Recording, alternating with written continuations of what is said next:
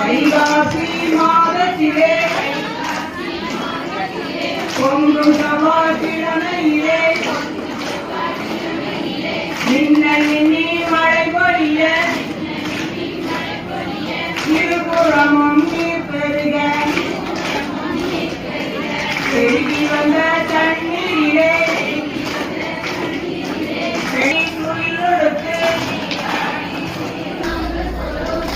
உறப்பட்டி தாடியம்மா நாட்டுக்கு நாங்கள் போறோம் நல்ல உறப்பட்டி தாடியம்மா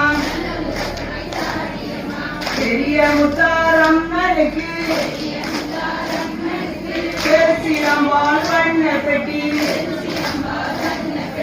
சின்ன முத்தாரம்மனுக்கு